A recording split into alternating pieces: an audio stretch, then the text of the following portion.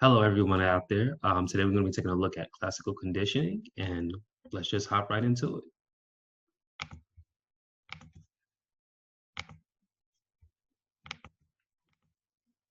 Okay, Pavlov's classical conditioning.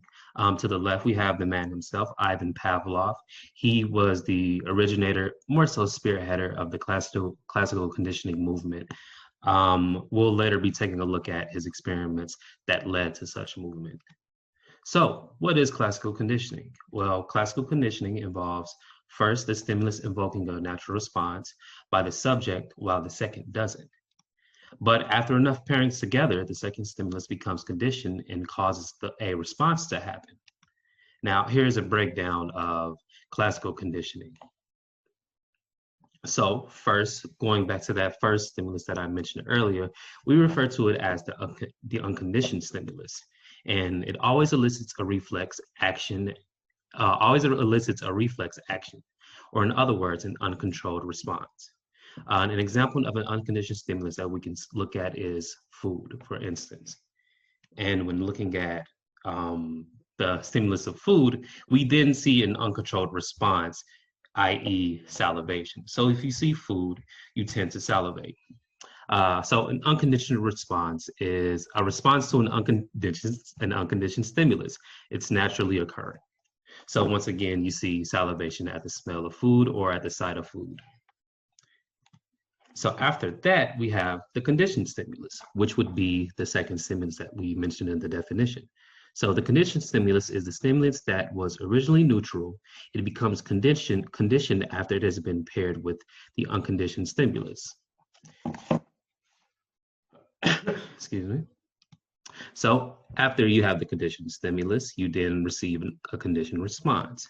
So a conditioned response is the original unconditioned response after it becomes conditioned, after it has been elicited by the neutral stimulus. So now we'll be taking a look at the original experiment that led to classical conditioning, which we will just refer to as Pavlov and his dogs. So just a bit of a backstory on this experiment. Originally, Pavlov, he kept dogs in his lab to study their digestive tracts, right? Also, just like humans, dogs naturally salivate to the sight of food.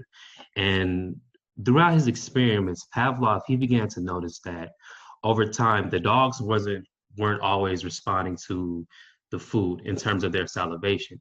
Eventually, he noticed that the dogs they began salivating at the sound of his footsteps at the sight of the food bowl.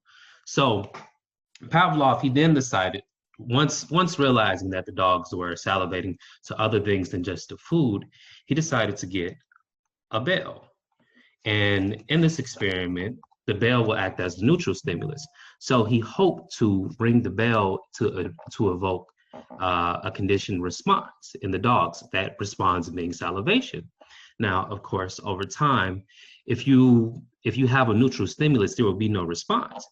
But also, the food was the unconditioned response, as mentioned earlier, where the dog would salivate. So, but over time, after pairing the bell and the meat over time, you would then begin to see a change to where the bell would then become a conditioned stimulus, and the dog would then conditionally respond to the bell, thus salivating. Now,